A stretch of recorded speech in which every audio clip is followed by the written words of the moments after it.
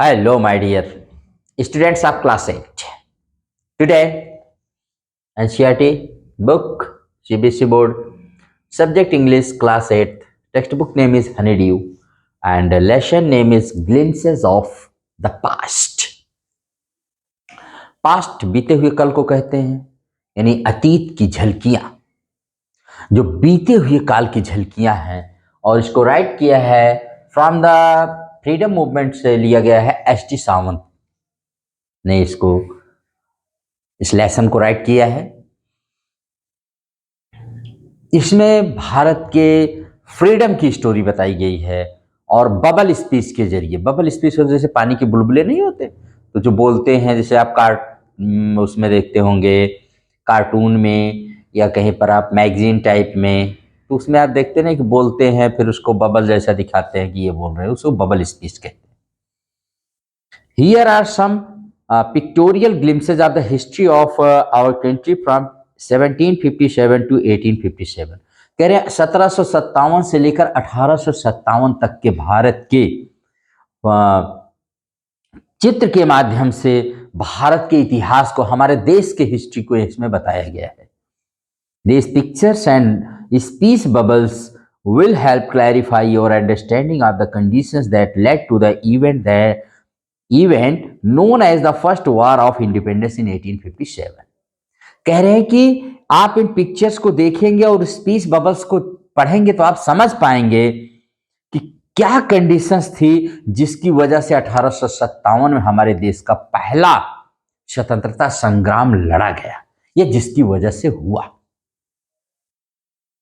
पहला इसमें है, पार्ट में है ये द मार्टियर्स। मार्टियर्स माने होता शहीद, जो अपने देश के लिए अपनी जान की बाजी लगा देते हैं, सेक्रीफाइस कर देते हैं अपनी लाइफ को, मार्टियर्स कहलाते हैं। At a function in Delhi, बात है फंक्शन की दिल्ली में, जो हमारे देश को स्वतंत्रता मिल चुकी है। इसमें देख रहे हैं कि लता मंगेशकर जी गा रही हैं, पंडित जवाहरलाल नेहरू, लाल बहादुर शास्त्री, इंदिरा जी बैठे हुए हैं और गा रही हैं, O my country man let your eyes fill with the tears as you recall the sacrifices of India's martyrs। इस गाने को तो सब लोगों ने सुना है, और इस गीत को सुन करके जब लता जी ने पहली बार गाया था तो पंडित जवाहरलाल नेहरू, देश के पहले प्राइम मिनिस्टर, रोने लगे थे। और गाना क्या था? ऐ मेरे वतन के लोगों, तुम खूब लगा लो नारा, यह शुभ दिन है हम सबका, लहरा लो तिरंगा प्यारा, पर मत भूलो सीमा पर वीरों ने है प्राण गंवाए, कुछ याद उन्हें भी कर लो जो लौट के घर ना आए, ऐ मेरे वतन के लोगों। यही वो गीत था जो लता जी ने गाया, ठीक है। तो इस गीत को सुन करके आप अंदाजा लगा लीजिए। तो अब इसमें दूसरा है, पार्ट एक में यही दिखाया गया है। सेकंड पार्ट में है द कंपनीज कॉन्क्वेस्ट, यानी कंपनी की विजय, कैसे ईस्ट इंडिया कंपनी जो आती है हमारे यहाँ ट्रेड करने, ट्रेडर बन के आते हैं, रूलर कैसे बन जाते हैं, उनकी बात है। 1757 से 1849, 1757 से 1849 तक की बात इसमें बताई गई है। With its superior weapons, the British East India Company was extending its power in the 18th century India। कह रहे हैं 18वीं शताब्दी में ब्रिटिश ईस्ट इंडिया कंपनी अपने बेहतरीन हथियारों से पूरे भारत में अपने राज्यों का विस्तार कर रही थी, अपनी पावर का विस्तार कर रही थी, यानी वो भारत को जीत रहे थे। और Indian princes were short sighted, और जो भारत के राजकुमार थे, राजे रजवाड़े थे ना, बड़े ही कम दूरदर्शी थे। मतलब वो बड़े ही उनके बहुत दूरदर्शी नहीं थे, बहुत दूर की नहीं सोचते थे, बस तात्कालिक लाभ देखते थे। दैट अपस्टार्ट राजा, वाह, call the English merchants, they will help me to defeat him. और राजा ऐसे ही बात करते थे, अगले अपने पड़ोसी राजा को कहते हो अपस्टार्ट, कल का राजा मुझसे युद्ध करेगा, बुलाओ अंग्रेजों को, हम उसके साथ मिलकर इसको हराएंगे। The people had no peace due to such constant fights. और आपस में ही ये राजा इतने लड़ते थे कि लोगों के पास कोई कांस्टेंट, लगातार लड़ते रहते थे, शांति थी ही नहीं। The rivalries helped the East India company and it could easily subdue Indian princess one by one. और इन्हीं दुश्मनियों का फायदा उठाकर, राजाओं के बीच में जो दुश्मनियां थी उन्हीं का फायदा उठा करके अंग्रेजों ने एक एक करके, इस कंपनी ने, ब्रिटिश ईस्ट इंडिया कंपनी ने एक एक को हरा दिया। A far-seeing ruler like the brave Tipu of Mysore fought the British till that he died fighting. लेकिन मैसूर के राजा टीपू सुल्तान बहुत दूरदर्शी थे, वो तब तक लड़े अंग्रेजों से जब तक वो मर नहीं गए, यानी अंतिम सांस तक उन्होंने अपनी मातृभूमि के लिए युद्ध लड़ा। मैसूर, जिसको आज कर्नाटक कहते हैं। Thank God there is, how did Indian react to this conquests. अब इन लड़ाइयों को, इन विजयों को कैसे कॉमन लोग, जो उस समय हमारे भारतीय थे, क्या कहते थे, उसको स्पीच बबल के माध्यम से बताया गया है। Thank God there is peace no in the country now, no more wars and no looting by thugs. एक यहाँ व्यक्ति है, वो कह रहा है भगवान को लाख लाख धन्यवाद है, अब इस देश में शांति होगी, अब कोई युद्ध और कोई लूट नहीं होगी। ठग के द्वारा, जो ठग होते हैं, जो राहगीरों को लूट लेते थे, चोर उचक्के। एक कह रहा है it is God who sent the British, भगवान है जिन्होंने इसको, माने इन अंग्रेजों को भेजा है। बताइए, ऐसे लोग थे, अंग्रेजों को भगवान का भेजा हुआ। Our destiny is linked with them, एक कह रहा है अब तो हमारे भाग्य जो है ना अंग्रेजों के साथ ही हैं। The white man has killed और डिथ्रोन्ड आवर किंग्स, एक कह रहा है इन गोरों ने ना हमारे राजा को मार डाला या तो राजा को सिंहासन से हटा दिया। Some kings were not good but after all they were of this land, एक कह रहा है हाँ सारे राजा तो, कुछ राजा अच्छे नहीं थे, लेकिन सारे राजा मतलब अच्छे नहीं थे ऐसा नहीं है, कुछ उसमें अच्छे भी थे। दे वेयर ऑफ, कुल मिला के थे तो हमारे ही देश के ना। Now we have become slaves of foreigners, अब हम जो है ना इनके गुलाम हो गए हैं, इन अंग्रेजों के, इन गोरों के। इस तरह से मिक्स्ड रिएक्शंस रहे कंपनी के रूप बढ़ते हुए प्रभाव को देख करके। सेकेंड पार्ट, इसमें थर्ड पार्ट जो है ब्रिटिश रूल है 1765 से 1836, 1765 टू 1836 से। Religious leaders preached ideas like untouchability and child marriage. अब धार्मिक गुरु जो होते, प्रोपोगंडा करने वाले, जो जानकारी कम रखते हैं लेकिन प्रोपोगंडा बहुत ज्यादा करते हैं, वो उस समय अनटचेबल, छुआछूत, बाल विवाह के बारे में प्रचार कर रहे थे, उपदेश दे रहे थे। क्या दे रहे थे? Anyone who crosses the seas loses his religion, कोई भी व्यक्ति जो समुंदर पार करेगा वो विधर्मी कहलाएगा, वो अपने धर्म को खो देगा, यानी वो कहीं का नहीं रहेगा। वाह, क्या कहने थे। All the misery in the world is due to women, और एक संत हैं, एक धार्मिक हैं, ये भी बोल रहे हैं, रिलीजियस टीचर हैं, अपने आप को लीडर बने हैं। क्या कह रहे हैं? ऑल द माइजरी, दुनिया में सारे कष्ट ना औरतों की वजह से आए हैं, औरतें ही सारे कष्ट की जड़ हैं। The truth was that Indians had lost self-respect. The British scorned them. सच्चाई ये थी कि ये अपना सम्मान, भारतीय लोग यानी हम भारतीय लोग अपना सम्मान उस समय खो चुके थे, और इसीलिए अंग्रेज भी हमसे घृणा करते थे, नीचा समझते थे, हमारी इज्जत की धज्जियां उड़ा देते थे। देखो, दो अंग्रेज बात कर रहे हैं और एक भारतीय है, हाथ जोड़े खड़ा हुआ है, जैसे दो, कोई खाता रहता है, कोई डॉग देखता रहता है। The natives are unworthy of trust, incapable of honesty. एक अंग्रेज दूसरे अंग्रेज से कह रहा है यहाँ के जो वास्तविक यहाँ के मूल निवासी हैं ना, वो विश्वास करने योग्य नहीं है, बहुत ही बेईमान टाइप के ये लोग हैं, इन पर विश्वास कभी मत करिएगा। दूसरा कह रहा है true your honour but I am honest. एक भारतीय खड़ा है, कह रहा है हाँ महाराज आप एकदम सही कह रहे हैं, यहाँ पर किसी के विश्वास करने के लायक नहीं है, लेकिन मैं ईमानदार हूं। खुद सबकी बुराई करके कह रहा है मैं ईमानदार हूं। अंडरस्टैंड? आगे, being merchants the British wanted quick profits, their heavy taxes forced farmers to abandon their field. अब व्यापारी तो थे ही अंग्रेज, ट्रेडर्स थे, मैंने कहा ना, बिजनेसमैन तो थे ही, वो सब बिजनेस करने ही आए थे। उन्होंने बहुत जल्दी लाभ कमाना चाहते थे और उन्होंने किसानों पर बहुत भारी भरकम टैक्स लगा दिया, जिससे किसानों ने खेती करना ही छोड़ दिया, अबैंडन छोड़ दिया। But your man are taking all my crop, एक किसान कह रहा है लेकिन तुम्हारे आदमी तो हमारी सारी फसल लेके चले जाते हैं। You are still arrears, if you don't pay next week I will send you to jail. लेकिन अंग्रेज अधिकारी कह रहा है अगर, लेकिन अभी तुम्हारे ऊपर बहुत सारा बकाया है, अगर तुमने अगले सप्ताह तक नहीं दिया तो मैं तुम्हें जेल में डाल दूंगा। Still the British invented other methods which gave them more profits.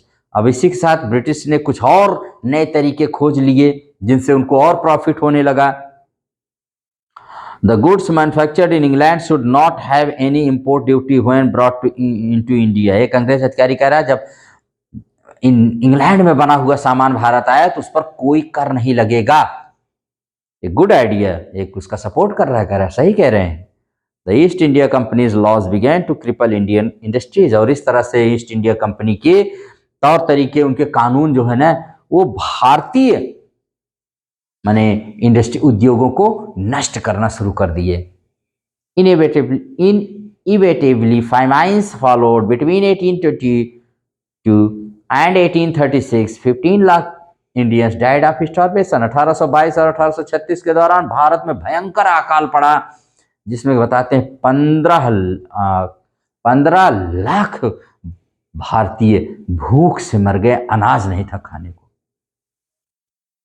The British policies ruined the expert artisans and their business। और ब्रिटिश की नीतियों ने, अंग्रेजों की नीतियों ने भारतीय कलाकार और उनके उद्योग धंधे को एकदम चौपट, रुइंड कर दिया, बर्बाद कर दिया। चौथा पार्ट इसमें आ जाता है राम मोहन रॉय। राम मोहन रॉय 1772 से 1833, 1772 से 1833। Ram Mohan Roy, learned man from Bengal, understood what was wrong with the country. Ram Mohan Roy Bengal से बहुत बड़े विद्वान थे। वो समझ गए थे कि हमारे देश में आखिर हमारा देश गलत कहाँ है, क्या मिस्टेक है मेरे देश में। Let us not despise ourselves, our ancient culture is great and we are capable of greater achievements. We must first reform our society, superstitions have ruining us. अब उन्होंने कहा कि हमें अपने आप से घृणा नहीं करना चाहिए। हम तो बहुत महान रहे हैं, सोने की चिड़िया रहे हैं, भारत विश्व गुरु रहा है, हम बड़े से बड़ी उपलब्धियां हासिल कर सकते हैं। बस जरूरत है कि रिफॉर्म द सोसाइटी, हमें अपने समाज को सुधारना है, क्योंकि अंधविश्वास हमें बर्बाद कर रहा है। He was attracted by science and modern knowledge। वास्तव में साइंस और मॉडर्न नॉलेज से एकदम बहुत ज्यादा प्रभावित हुए थे। Knowledge should be practical and scientific. उनका कहना था कि नॉलेज ऐसा होना चाहिए जो वैज्ञानिक हो और व्यावहारिक हो। He started newspapers but the suspicious British stopped them in 1823। उन्होंने अपना खुद का न्यूज़पेपर निकालने के लिए, लोगों को अवेयर करने के लिए, जागरूक बनाने के लिए, लेकिन अंग्रेजों को उस पर शक हो गया और 1823 में उसको बंद कर दिया। He told his wife Uma, वो अपनी पत्नी से बताते थे, क्या कहते थे? Cows are of different colors, but the color of their milk is the same। Different teachers have different opinions, but the essence of every religion is the same। वो कहते थे, देखो उमा, तरह तरह की गाय होती हैं, लेकिन सब में दूध तो एक ही समान निकलता है ना। वैसे दुनिया में चाहे जितने भी टीचर हो, चाहे जितने भी गुरु क्यों ना हो, लेकिन सब, हर धर्म की जो निचोड़ है, उसका सार है ना, वो एक ही है। He crossed the seas and went to England to see what made the British powerful। There he told them, वो उन्होंने समुद्र को पार किया, क्योंकि भारतीयों को समुद्र के पार करने पर मनाही थी, अपना धर्म से विधर्मी हो जाते थे। उन्होंने समुद्र पार किया और वो गए इंग्लैंड में और देखा कि कौन सी बात अंग्रेजों को इतना पावरफुल बना दी है। वहां उन्होंने कहा, we accept you as rulers and you must accept as us as subjects, but you must remember the responsibility a ruler owes to his subjects. वहां पर जाकर उन्होंने कहा, ठीक है हम आपको अपना शासक मानते हैं, लेकिन आपको भी हमको अपनी प्रजा माननी चाहिए, और एक शासक की बहुत सारी रिस्पॉन्सिबिलिटी होती है, उसको अपनी प्रजा के प्रति उसको पूरा करना चाहिए। ये ब्रिटिश रूल हो गया, राम मोहन राय हो गए। पांचवा पार्ट इसमें ऑपरेशन है अत्याचार उत्पीड़न, जो किया गया कब से 1765 से 1835 के बीच में। But the British continued to oppress Indians. In 1818, they had passed Regulation 3. Under it, an Indian could be jailed without trial in a court.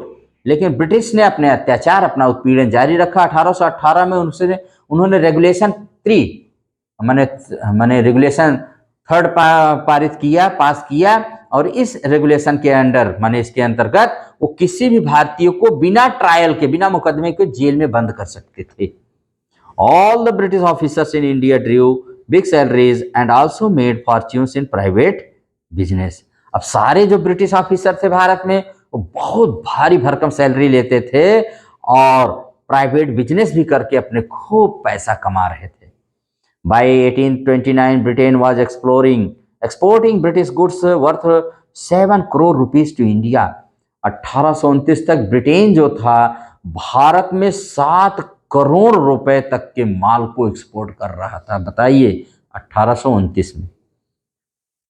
The British prospered on the company's loot while Indian industries began to die.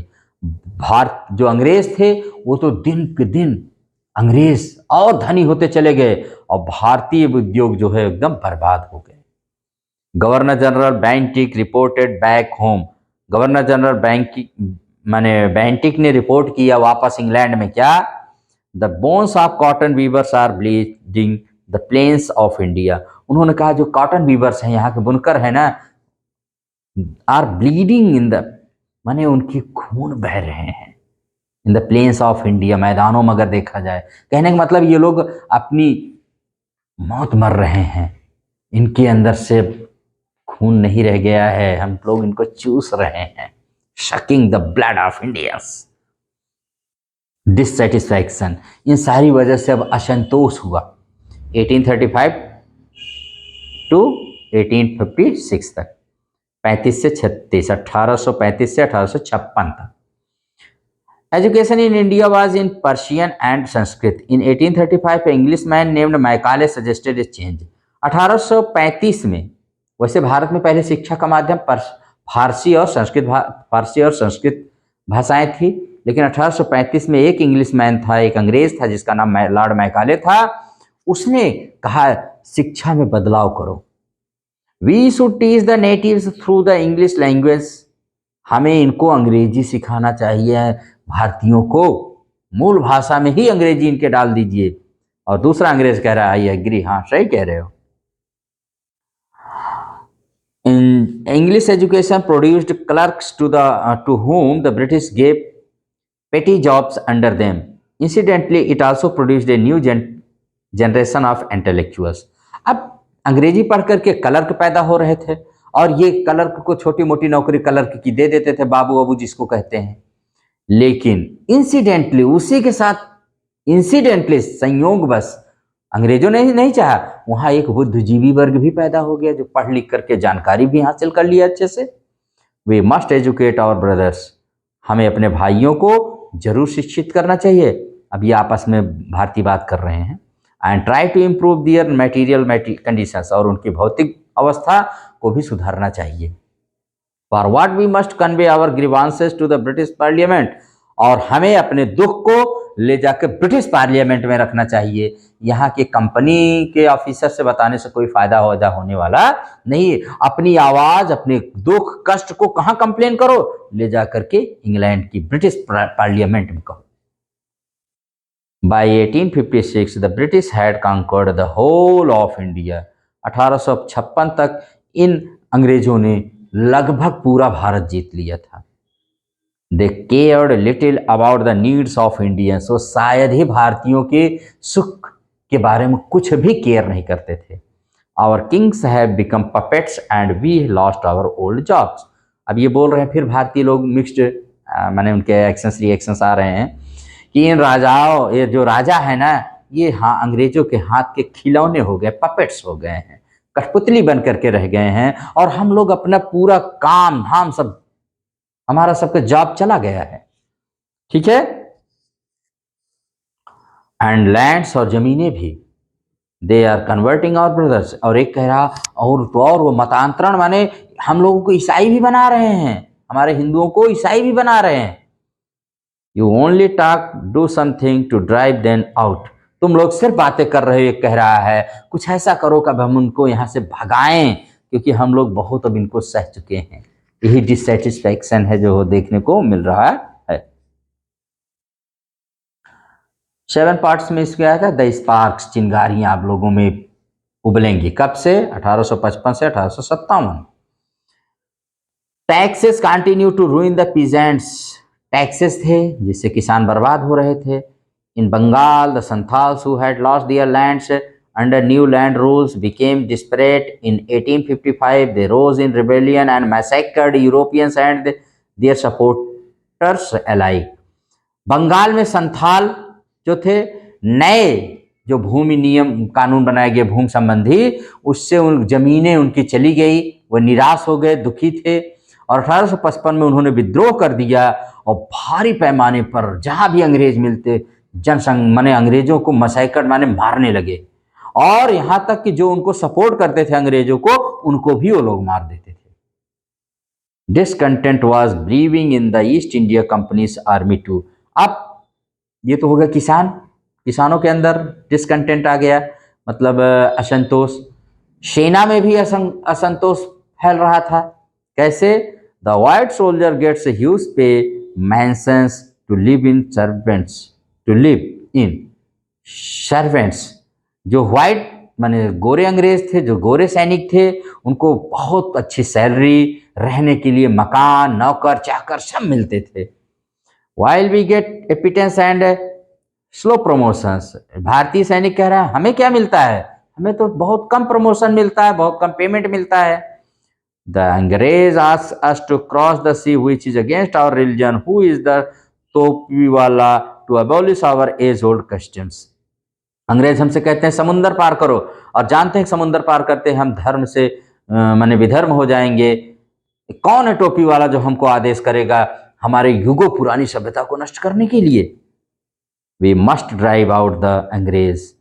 यहां पर मंगल पांडे जी बोल रहे हैं कि हमें इन अंग्रेजों को भगाना ही पड़ेगा। Thousands of our sepoys revolted, they were stripped of their uniforms. हमारे हजारों सैनिकों ने विद्रोह कर दिया, सबकी वर्दी छीन ली गई। Sepoy Mangal Pandey attacked the adjutant of his regiment and was executed. Mangal Pandey ने अपने अधिकारी के ऊपर, जो जिसके अंडर में थे, अटैक कर दिया उसके ऊपर, और उसके लिए उनको फांसी दे दी गई। और humiliated and put in thousands of other sepoys reported they were stripped of their uniform, humiliated and put in irons। जब हजारों सिपाहियों ने विद्रोह किया तो उनकी वर्दी छीन ली गई, उनको अपमानित किया गया, और उनको बेड़ियों में डालकर, कैदों माने उनको बेड़ियों में पहन माने डाल करके जेल में डाल दिया गया, कटघरे में बंद कर दिया गया। पुटिन आर्क्स माने होता बेड़ी पहना के उनको जेल में डाल दिया गया। Few Englishmen had cared to understand Indian customs or the people's mind। बहुत कम अंग्रेज थे जो भारतीयों को और भारतीय सभ्यता और संस्कृति को समझने की कोशिश किए। Oh proud Brahmin soldiers, do you know that the grease on the bullet you have to bite is made from the fat of cows and pigs। एक अंग्रेज कह रहा है, एक व्यक्ति कह रहा है यहाँ पर, है घमंडी ब्राह्मण, तुझे पता है कि जो तुम बुलेट, गोली जिसको तुम मुंह से काट के निकालते हो, जिसको, वो किसकी बनी है? गाय और सुअर की चर्बी की है। व्हाट? एक हिंदू पंडित बोल रहे हैं ब्राह्मण सोल्जर, क्या? और उसके पीछे एक मुसलमान soldier, the white man has deceived us too, इस आदमी ने हमें भी धोखा दिया। यानी काउस से हिंदूज भड़क गए जितने हिंदू सोल्जर्स थे, और पिग से मुस्लिम सोल्जर्स भड़क गए। Soon chapatis were sent from village to village to tell the people that their emperor would want their services. जल्द ही जल्द गांव गांव में लोगों के द्वारा चपातीज भेजी गई, माने रोटी, और ये कहा गया कि हम अपने एम्परर को पुनः प्राप्त करेंगे। Yes, all village man will be ready, हाँ सारे गांव वाले भी तैयार हैं। Similarly lotus flower circulated among Indian soldiers, और इसी तरह से चपाती उसी के साथ कमल का फूल भी बांटा गया सोल्जर्स में, और सब ने कहा डेड टू द फॉरेनर्स, मुर्दाबाद, माने इन विदेशियों की, इन गोरों के लिए मुर्दाबाद हो। The masses gave all help and shelter to the patriots, और जनसमूह ने, लोगों ने, सभी पैट्रियाट्स जो थे हमारे देशभक्त थे, उनको सहायता भी करते थे और शरण भी देते थे अपने घर में। रिवोल्ट, अब विद्रोह होता है 1857। Then there was a violent outbreak at Meerut, Meerut में विद्रोह शुरू हो गया। स्वतंत्रता, पहला स्वतंत्रता संग्राम उत्तर प्रदेश के मेरठ जिले में शुरू हुआ। द सिपाहीज मार्च टू दिल्ली, और वहां से सारे सिपाही विद्रोह करके दिल्ली की तरफ बढ़े। Long live our emperor Bahadur Shah, हमारे बहादुर शाह सम्राट की हम लंबी उम्र हो। द रिबेलियन स्प्रेड वाइडर, और ये रिबेलियन बढ़ता ही चला गया। Many landlords had lost their lands because of the British policies and they were sore. बहुत सारे जमींदार थे जो अपनी जमीन ब्रिटिश पॉलिसीज की वजह से खो चुके थे, वह सब भी बहुत दुखी थे। The white man's rule must end, हाँ इन व्हाइट मैन का रूल बंद होना ही चाहिए। Yes we will help you, हाँ हम तुम्हारी मदद करेंगे, ऐसा वो लोग आपस में बात कर रहे हैं। फाइट फॉर फ्रीडम, 1857 स्वतंत्रता संग्राम।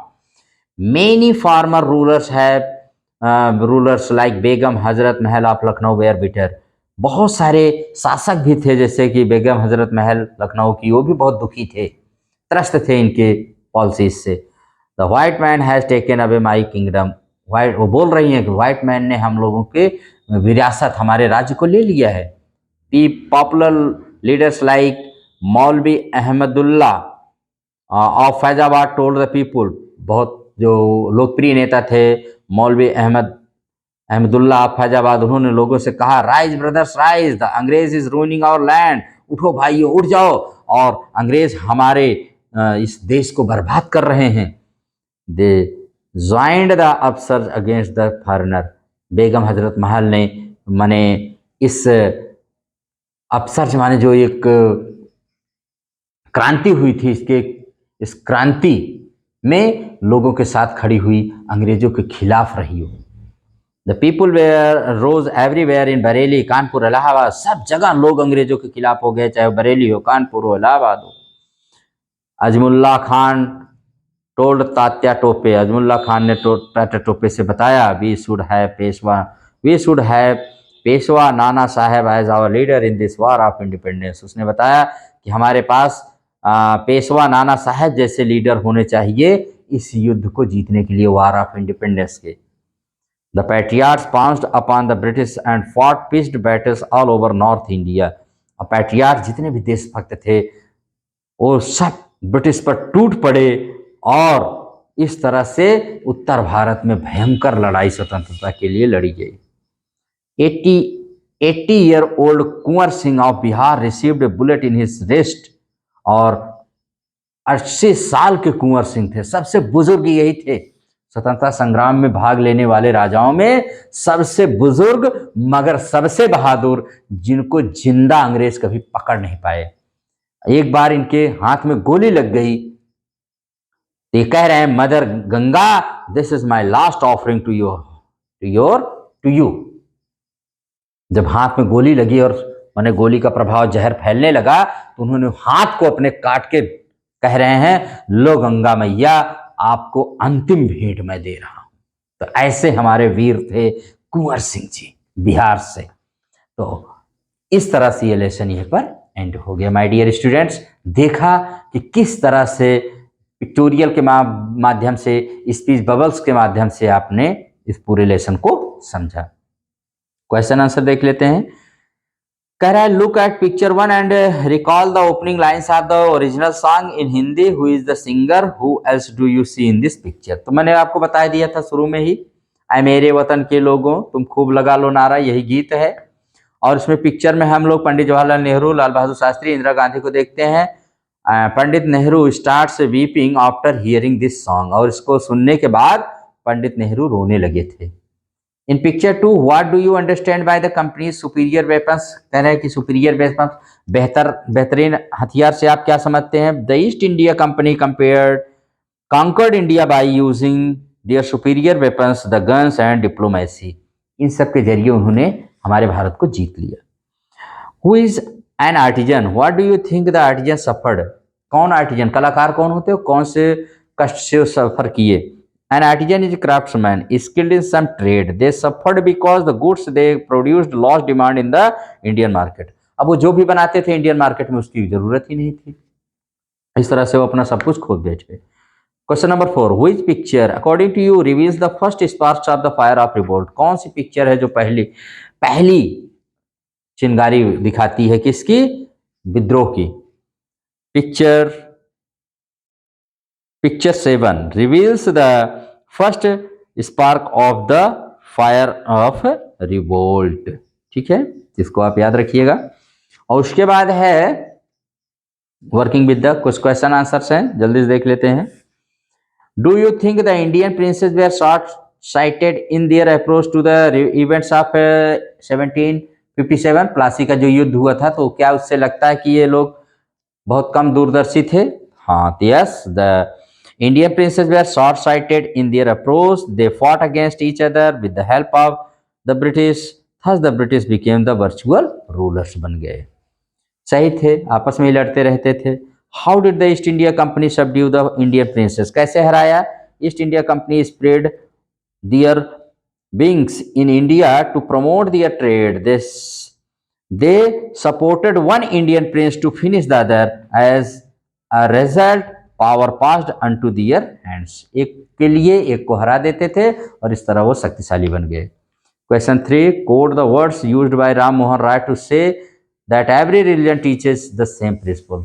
जब उन्होंने अपनी वाइफ को बताया था वही कोट है कि हर धर्म की एक ही, सारे धर्मों की निचोड़ एक ही है। The words of Ram Mohan Roy spoken to his wife Uma, cows are of different colours but the colour of their milk is the same. Different teachers have different opinions, but the essence of every religion is the same. उसके बाद है question number 4, in what ways did the British officers exploit Indians? कैसे उन्होंने exploit किया था। The British rulers passed a resolution under which an Indian could be sent to jail without trial in a court. The goods manufactured in England were exempted from custom duty. The officers prospered on the company's loot and their private business flourished. उनका private business खूब बढ़ा। और उसके बाद है question number 5, इसी में है, कह रहे हैं कि इन लोगों के बारे में बताइए कि किसने कहा है। तो the ruler who fought pieced battles against the British and died fighting, कौन है जो लड़ते हुए अंग्रेजों से मर गए। टीपू सुल्तान थे of Mysore. The person who wanted to reform the society, कौन थे जो पूरी सोसाइटी को रिफॉर्म करना चाहते थे। Raja Ram Mohan Roy Bengal. The person who recommended the introduction of English education in India, कौन था अंग्रेज जिसने कहा कि भारत में अंग्रेजी पढ़ाई। Lord Macaulay. Two popular leaders who led the revolt, two popular leader तो नाना साहेब पेशवा, कुंवर सिंह, उनके नाम आप बता सकते हैं। बेगम हजरत महल भी हैं।